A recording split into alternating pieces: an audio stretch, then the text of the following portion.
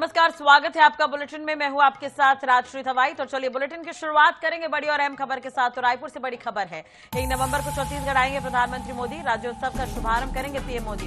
तो सी विश्वदेव साय आज मंत्रालय में बैठक लेंगे।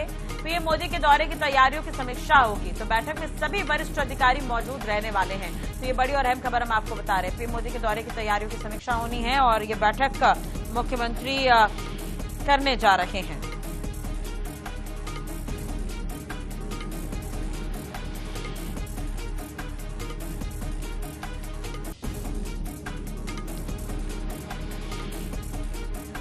तो आपको बता दें कि प्रधानमंत्री नरेंद्र मोदी 1 तारीख को आ रहे हैं, राज्योत्सव का शुभारंभ करने वाले हैं। और सबसे अहम बात यह है कि प्रधानमंत्री जब आएंगे तो उस दौरान काफी व्यस्त भी रहेंगे।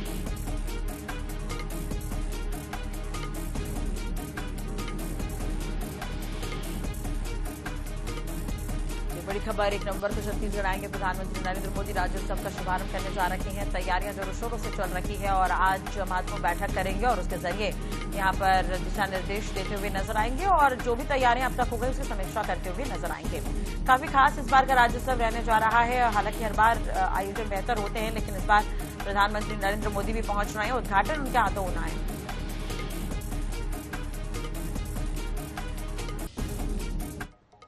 रायपुर से बड़ी खबर, 1 नवंबर को प्रधानमंत्री जो है आवास हितग्राही जो है वो गृह प्रवेश करेंगे। 1 नवंबर को पीएम आवास हितग्राही करेंगे गृह प्रवेश। हितग्राहियों को गृह प्रवेश कराया जाएगा। जांजगीर चांपा के हितग्राहियों को कराएंगे गृह प्रवेश। 15,000 से ज्यादा हितग्राही करेंगे गृह प्रवेश। बड़ी खबर हम आपको बता रहे हैं।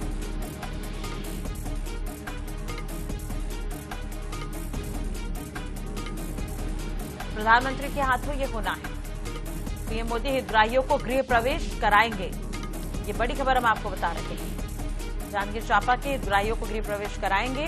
15,000 से ज्यादा हितग्राही गृह प्रवेश करेंगे। तो ये बड़ी और अहम खबर है।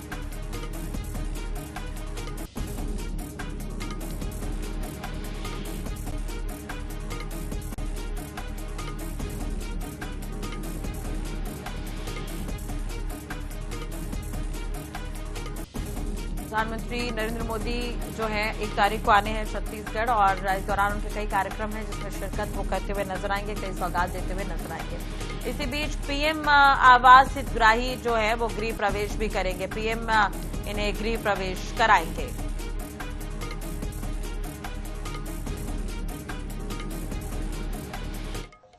प्रधानमंत्री नरेंद्र मोदी 1 नवंबर को रजत जयंती समारोह का शुभारंभ करने रायपुर पहुंचेंगे। पीएम के स्वागत में विभिन्न स्थानों पर ऑपरेशन सिंदूर की थीम पर होर्डिंग्स लगाए गए हैं। होर्डिंग्स में पीएम मोदी की फोटो के साथ ऑपरेशन सिंदूर का जिक्र है। साथ ही शत्रुओं को करारा जवाब देने को लेकर पीएम की सराहना की गई। अब इस होर्डिंग्स को लेकर सियासत भी हो रही है। कांग्रेस ने एक बार फिर से ऑपरेशन सिंदूर की सफलता पर सवाल उठाए हैं। पीसीसी चीफ दीपक बैज ने कहा कि अब केंद्र सरकार नहीं बता सकी कि ऑपरेशन सिंदूर से हमने क्या हासिल किया, क्यों और किसने कहने पर सीज फायर किया गया। दूसरी तरफ कैबिनेट मंत्री श्याम बिहारी जायसवाल का कहना है कि पीएम मोदी के नेतृत्व में हमारी सेनाओं ने दुश्मनों के दांत खट्टे कर दिए, उनके बेस कैंपों को तबाह कर दिया, 2.5 दिन में ही पाकिस्तान को सबक सिखा दिया। जब पीएम मोदी यहां आ रहे हैं तो ऑपरेशन सिंदूर को याद कर लोग पीएम का स्वागत कर रहे हैं।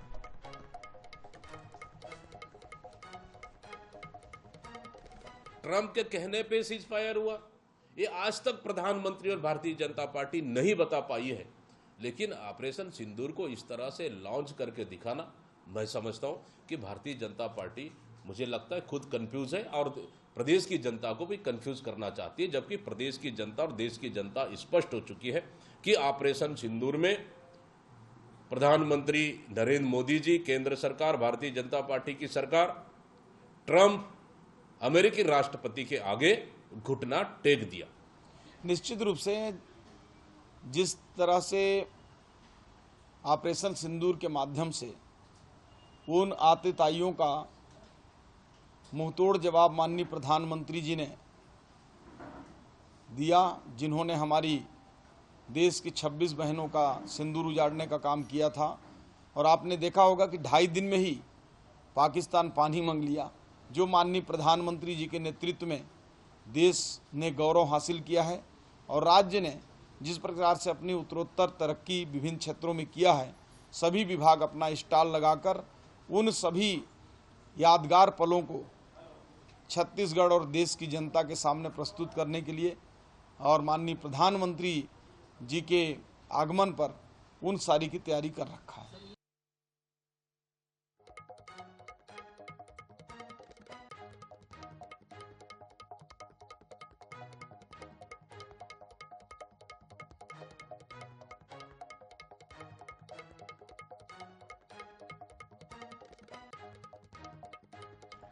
तो रायपुर में भव्य पोस्टर लगाए गए हैं ऑपरेशन सिंदूर के थीम पर। अब इस पर विवाद शुरू हो गया है, बयानबाजी देखने को मिल रही है, अब सियासत भी इस पर हो रही है। कांग्रेस ने सवाल उठाए हैं, भाजपा ने इस पर जवाब भी दिया है। अभी आप सुन रहे थे दीपक बैज और श्याम बिहारी जायसवाल को।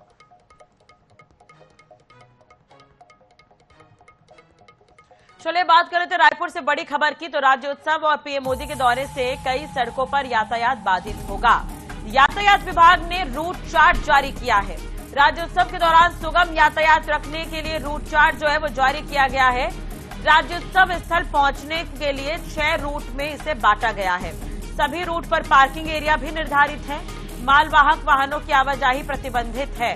वीवीआईपी मूवमेंट होने से 30 मिनट पहले सभी वाहन बैन होंगे। तो ये बड़ी खबर हम आपको बता रहे हैं। ये खबर आपके लिए भी जानना बेहद जरूरी है कि राज्योत्सव और पीएम मोदी का दौरा है, कई सड़कों पर यातायात इससे बाधित होगा। यातायात विभाग ने इसे लेकर रूट चार्ट जो है वो जारी कर दिया है। राज्योत्सव के दौरान सुगम यातायात रखने के लिए ये रूट चार्ट जारी किया गया है। राज्योत्सव स्थल पहुंचने के लिए 6 रूट डिवाइड किए गए हैं। सभी रूट पर पार्किंग एरिया भी निर्धारित कर दिया गया है। मालवाहक वाहनों की आवाजाही प्रतिबंधित की गई है और वीवीआईपी मूवमेंट होने से 30 मिनट पहले सभी वाहनों को बैन कर दिया जाएगा। तो 6 रूट होंगे राज्योत्सव के लिए पहुंचने के लिए और डिवाइड कर दिया गया है इसे। यातायात विभाग ने ये चार्ट भी जारी कर दिया है। तो मालवाहक वाहन जो है वो उन पर आवाजाही पूरी तरह से प्रतिबंधित होगी।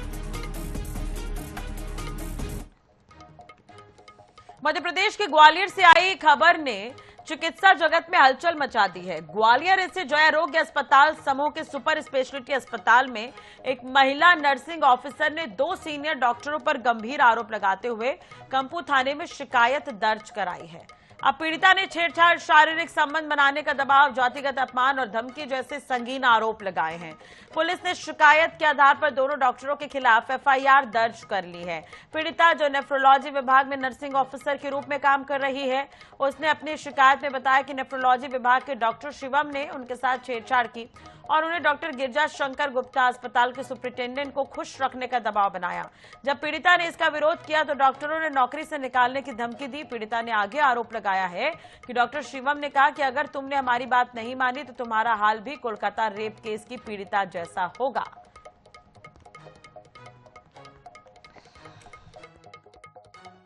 स्पेशलिटी हॉस्पिटल में नर्सिंग जो यहाँ पे स्टाफ है उसकी महिला द्वारा थाने पे एक रिपोर्ट दी है और उसमें जो उसके डॉक्टर्स हैं उनके द्वारा उस पर आरोप लगाया कि हमको कुछ इलीगल बात करते हैं, कुछ गलत बातें करते हैं और हमको परेशान करते हैं। इन्हीं बातों को लेकर के उसने एक आवेदन दिया, उस पर संज्ञान लेकर के अपराध दर्ज किया है और अभी प्रकरण विवेचना में है। मामले की मुझे जानकारी नहीं थी। आज सुबह समाचार पत्रों से मुझे पता चला कि एफआईआर हो गई है और एफआईआर होने से पहले भी मुझे कोई सूचना नहीं दी गई, मुझे कोई जानकारी नहीं दी गई, ना मेरे को जानकारी है। एफआईआर में लिखा गया है कि वो कल महिला 11:30-12 बजे के आसपास उनका इंसिडेंस है। तो वो तो एचओडी ने खुद ही एक लेटर हमें लिख के दिया है कि ये मेरे चैम्बर में आई, लड़ाई झगड़ा कर गई। उसकी सूचना हमने डीन साहब को भी दी है, मुझे भी सूचना थी, उसकी इंक्वायरी कर रहे हैं हम। और जो आरोप लगाया गया वो बिल्कुल निराधार है। और कल का जो इंसिडेंस एफआईआर में जो टाइम दिया गया है उस टाइम पे मैं ना तो वहां पे उपस्थित था, ना मेरा कोई डायरेक्ट इन्वॉल्वमेंट है उसमें। देखिए, आरोप लगे हैं या जो भी कंप्लेन हुई है, अभी प्राइमरी और प्राथमिक तौर पे मेरे संज्ञान में है और उसमें जो भी तथ्य होंगे वो तो जांच में जाएंगे, परंतु मेरे स्तर की जो कार्रवाइयाँ हैं वो हम जरूर समस्त विषय को संज्ञान में लेके और उस पर करें। जबलपुर के किसानों ने पराली जलाने पर लगे प्रतिबंध को मानने से इनकार कर दिया है। उनका कहना है कि प्रशासन ने पराली निपटान का कोई ठोस विकल्प नहीं दिया, इसलिए मजबूरी में किसान पराली जलाने को मजबूर हैं। अपनी मांगों को लेकर किसानों ने यहां पर अपनी आवाज बुलंद करते हुए ट्रैक्टर रैली का आयोजन किया और पनागर तहसील का घेराव किया। किसानों का कहना है कि केवल जुर्माना और कार्रवाई से समस्या हल नहीं होगी, बल्कि सरकार को गांव स्तर पर संग्रहण केंद्र, मशीनरी और पराली को खाद या ऊर्जा उत्पादन में इस्तेमाल करने की व्यवस्था करनी होगी।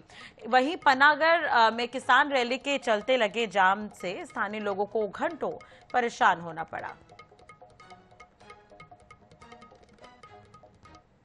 मध्य प्रदेश के सभी किसान संगठनों ने ये रैली और आंदोलन का आह्वान किया, जिसमें सभी किसान इस समस्या से पीड़ित हैं कि उनको समय पे खाद नहीं मिलती, उनके रजिस्ट्रेशन नहीं हो रहे। पराली जलाने का जो फरमान शासन ने लागू किया है, उस फरमान को आज वापस लेके ही हम सब किसान संगठन के लोग वापस जाएंगे। तो आज सभी संगठन के लोगों ने ये फैसला किया है कि हम पनागर में तब तक बैठे रहेंगे जब तक जिम्मेदार अधिकारी, कलेक्टर महोदय यहाँ आकर किसानों को आश्वासन न दे, किसानों से बात न करें। ग्वालियर में मानसून की बारिश के बाद से अब तक बदहाल और जर्जर सड़कों की स्थिति सुधरने का नाम नहीं ले रही है। नगर निगम, स्मार्ट सिटी और पीडब्ल्यूडी ने शहर की 300 किलोमीटर से अधिक की सड़कों का चयन किया है, जिनको लगभग 165 करोड़ की लागत से सुधारा जाना है। इसके लिए पूरा प्लान तैयार किया गया, लेकिन ग्वालियर के मुख्य आमखोग रोड और 1000 बिस्तर वाले जया आरोग्य अस्पताल समूह को जोड़ने वाली सड़क बदहाली की कहानी कह रही है। मौके से जायजा लिया हमारे संवाददाता जावेद खान ने। ग्वालियर में सड़कों की हालत सुधारने के लिए कई हाई लेवल की मीटिंग हो चुकी हैं और जिसमें केंद्रीय मंत्री ज्योतिरादित्य सिंधिया सहित अनेक वरिष्ठ अधिकारी और प्रभारी मंत्री तुलसी सिलावट भी बैठक ले चुके हैं। लेकिन आप देख सकते हैं कि सड़कों का जो हाल है वो बेहाल है और आप देख सकते हैं कि ग्वालियर के आमखो रोड की तस्वीर है, जबकि पीडब्ल्यूडी ने दावा किया है कि इन सड़कों का जल्दी से जल्दी सुधारा जाएगा और 3 महीने के अंदर एक नई व्यवस्था मिलेगी। लेकिन आप देख सकते हैं कि जो वाहनों की जो रफ्तार है और उसको देखते हुए जो गड्ढे, ऐसा लगता है कि चांद पर आ गया है कोई इंसान, और इस तरीके के गड्ढे जो गहरे हैं वो यहाँ पर दिखाई दे रहे हैं। ऑटो और वाहन पलट जाते हैं, लोगों को निकलना दुश्वार हो जाता है और इस वाहन चालकों को काफ़ी परेशानी का सामना भी करना पड़ता है। लेकिन आप देख सकते हैं जो गड्ढों वाला शहर बन गया है ग्वालियर, और अब नगर निगम ने दावा किया है कि एक निजी एजेंसी, प्राइवेट निजी एजेंसी को काम दिया गया है जो 3 महीने में ग्वालियर की सड़कों को निजी तौर पर सुधारेगी और इस सड़कों के जाल को और जो सड़कों की स्थिति खराब है वो पूरा सुधारने की कोशिश की जाएगी। और इसी सड़क से मैं आपको बताऊंगा 1000 बिस्तर का अस्पताल है, यहाँ से लोग जाते हैं और लोगों को बड़ी भारी परेशानी का सामना करना पड़ता है। कुछ लोगों से जानते हैं कि सड़कों में हमेशा गड्ढे ही गड्ढे हैं, ठीक नहीं हो पाए। बहुत दिक्कत हो रही है साहब, गाड़ी घुमाई खराब होती रहती है आए दिन। अरे भयंकर, सीने में दर्द हो रहा है। सड़कों की हालत कैसी है सर? मैं सड़कों ही बेकार है। मनमोहन सिंह 1 नंबर है, 2 रुपया प्लेटफॉर्म 1 नंबर है, मगर रोड की हालत, नगर निगम बिल्कुल। कुछ वाहन चालक उनसे निकलते हैं जो यहाँ से गुजरते हैं, परेशानी का सामना करना पड़ता है। आप लोग कितनी बार गुजरते हो यहाँ से? ऐसे ही निकलते हैं, रोज निकल रहे हैं भाई साहब। 5-6 महीने से रोड खराब है, ज्यादा ही हो गई, बल्कि ऐसे रोड खराब है। हमारी गाड़ी की जो सोकल लीक हो गए, पंचर हो जाती, कट लग गए टायरों में, रोड पूरी बिल्कुल खराब है, एक्सीडेंट का भी खतरा है। तो ये लोगों को दिख रहा है और जो सड़कों की स्थिति है उसको देख के नज़ारा लग रहा है कि अभी सड़कों की हालत सुधरने वाली नहीं है। पूरे सब जगह बड़े बड़े हालत बने हुए हैं और ये गड्ढों की जो तस्वीर और गड्ढों वाले शहर की छवि से ग्वालियर उभर नहीं पा रहा है। लेकिन दावे पीडब्ल्यूडी, नगर निगम और स्मार्ट सिटी लगातार कर रही है और हकीकत में हाल वही का वही है। कैमरामैन अजय उपाध्याय के साथ जावेद खान, INS न्यूज़ ग्वालियर। बड़ी खबर अंबिकापुर से है। सब्जी बेचने वाली महिला पर टूटा गुंडों का कहर। महिला की दुकान में यहां पर बदमाशों ने उत्पात मचाया है, तो महिला के साथ मारपीट की गई है, सब्जियां भी फेंक दी गई। पुरानी रंजिश को लेकर 10 बदमाशों ने उत्पात मचाया। गांधीनगर पुलिस ने केस दर्ज किया है। बड़ी खबर अंबिकापुर से हम आपको बता रहे हैं, महिला के साथ मारपीट की गई है, सब्जियों को फेंका गया है और पुरानी रंजिश को लेकर 10 बदमाशों ने यहां पर उत्पात मचाया है। तो ये बड़ी खबर, गांधीनगर पुलिस ने फिलहाल केस दर्ज कर लिया है। तो सब्जी बेचने वाली महिला पर गुंडों का कहर टूटा है और महिला की दुकान में बदमाशों ने उत्पात मचाया है। तो महिला के साथ मारपीट की गई है, सब्जियों को भी फेंका गया। तस्वीर भी आप देख सकते हैं जो बदमाश उत्पात मचाने के बाद नजर आए। गांधीनगर पुलिस ने फिलहाल केस दर्ज कर लिया है। तो उसके बाद की तस्वीर हम आपको दिखा रहे हैं कि महिला के साथ यहां पर किस तरह से बेरहमी की गई है। बड़ी खबर रायपुर से। स्पीकर रमन सिंह ने सीएम साय को दिया आमंत्रण। नए विधानसभा में लोकार्पण का आमंत्रण दिया गया है। 1 नवंबर को नए विधानसभा का लोकार्पण होना है। पीएम मोदी नए विधानसभा का लोकार्पण करेंगे। छत्तीसगढ़ राज्य स्थापना दिवस पर नए विधानसभा का ये लोकार्पण होगा। तो ये बड़ी और अहम खबर आपको बता दो इस वक्त की। प्रधानमंत्री नरेंद्र मोदी विधानसभा का लोकार्पण करने वाले हैं। न्योता जो है स्पीकर डॉक्टर रमन सिंह को भी दिया गया है। तो स्पीकर डॉक्टर रमन सिंह ने सीएम साय को आमंत्रण दिया है और नए विधानसभा में लोकार्पण का ये आमंत्रण, और स्पीकर यहां पर सीएम साय को आमंत्रण देते हुए नजर आए। 1 नवंबर को नए विधानसभा का लोकार्पण होना है।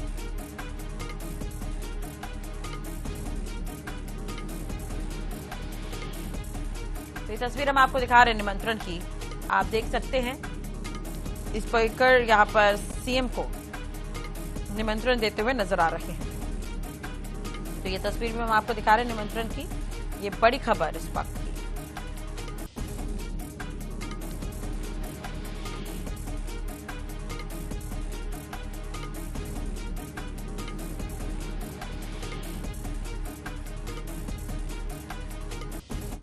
रीवा जिले के सुहागी थाना क्षेत्र त्योंथर से एक साथ लापता 3 लड़कियां मिल गई हैं। इससे पुलिस और परिवार को बड़ी राहत मिली है। 24 घंटे के अंदर पुलिस ने इटारसी से लड़कियों को बरामद किया है और उनके साथ 2 फोन फ्रेंड भी पकड़े गए हैं। एक दिन पहले लापता हुई तीनों लड़कियां एक ही गांव की हैं। दरअसल ये मामला जिले के सुहागी थाना क्षेत्र के त्योंथर पुलिस चौकी का है, जहां मंगलवार को लड़कियों के लापता होने से हड़कंप मच गया था। त्योंथर एसडीओपी ने जानकारी दी। मामला गंभीर होने के चलते लड़कियों के पहले मोबाइल लोकेशन तलाशे गए। अंतिम लोकेशन के बाद अलग अलग टीम गठित कर लड़कियों की तलाश में भेजी गई। लड़कियों की फोन से गुजरात के नंबर पर बातचीत होती थी।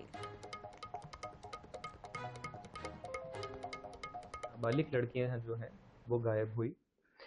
तत्काल इस पे पुलिस ने कार्रवाई की और अपने मुखबिर जो है उसमें एक्टिवेट किए हमने, और हमें पता चला कि एक जो लड़का है वो इन 3 लड़कियों से बातचीत करता था। उससे इंटेरोगेशन की। लड़के के फ़ोन पे बातचीत करने के बाद पता चला कि वो गुजरात का फ़ोन है, और तो हमारा अजम्पशन था कि ये लोग वहाँ ट्रैवल कर रहे हैं। तो जीआरपी से कोऑर्डिनेट कर SP rail Rahul Lodha sir से हेल्प लेकर हमने इटारसी से इन तीनों लड़कियों और दोनों अक्यूज लड़कों को बरामद कर लिया है।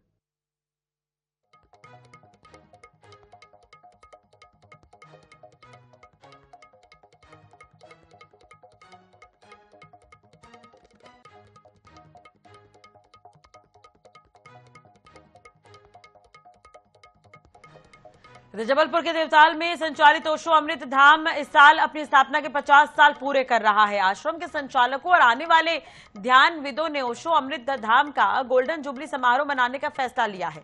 इस आयोजन में पूरे विश्व भर से ओशो प्रेमियों और शिविर संचालक आएंगे।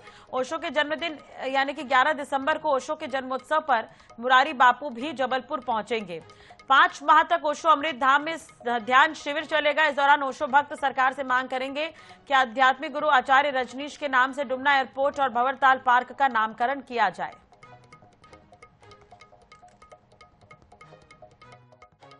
पचास साल पहला आश्रम है पूना के बाद, जिसको 50 वर्ष हो रहे हैं। वो 74 में शुरू हुआ था, ये 75 में शुरू हुआ। आश्रम मतलब ध्यान तो यहाँ और पहले से चलते थे, 2 साल पहले से 73 से, लेकिन आश्रम बना 75 में और सबसे कंटिन्यू डेली ध्यान, यहाँ कुछ भी हो 4 ध्यान डेली होते ही होते हैं। और यहाँ पे प्रतिमाह जो है 5 माह तक 22 मार्च तक हर सप्ताह एक ध्यान शिविर आयोजित किया जाएगा, जिसमें भारत के प्रत्येक संचालक हर स्टेट के आके यहाँ पे संचालन करेंगे और उसमें काफ़ी संख्या में ओशो सन्यासी यहाँ पर एकत्र होंगे।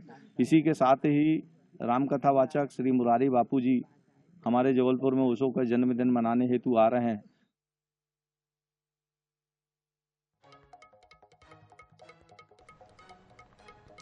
विदिशा में गुरुवार से सांसद खेल महोत्सव की शुरुआत होगी। प्रदेश के मुख्यमंत्री डॉक्टर मोहन यादव इसका शुभारंभ करेंगे। महोत्सव में भारतीय टीम के कप्तान कपिल देव मौजूद रहने वाले हैं। आपको बता दें कि इससे पहले प्रभारी मंत्री लखनलाल पटेल जो है कार्यक्रम स्थल का निरीक्षण करने पहुंचे थे और अधिकारियों से मुलाकात करते हुए नजर आए। तस्वीर हम आपको दिखा रहे हैं। सांसद खेल महोत्सव का आयोजन होना है। कपिल देव यहाँ पर गेस्ट होने वाले हैं। तैयारियों का जायजा लेते हुए नजर आए यहाँ पर लखनलाल।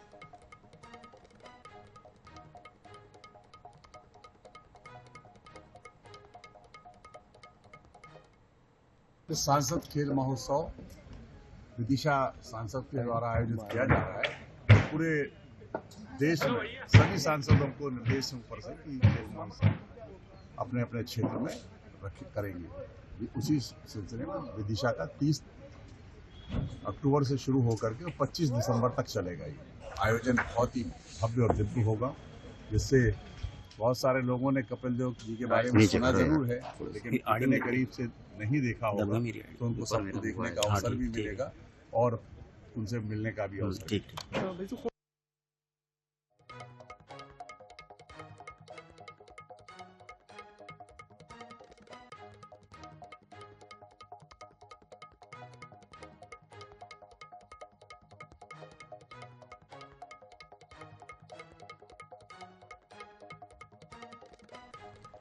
चलो इसी के साथ ही फिलहाल इस बुलेटिन में इतना ही। खबरों के लिए आप देखते रहिए INS 24/7। नमस्कार।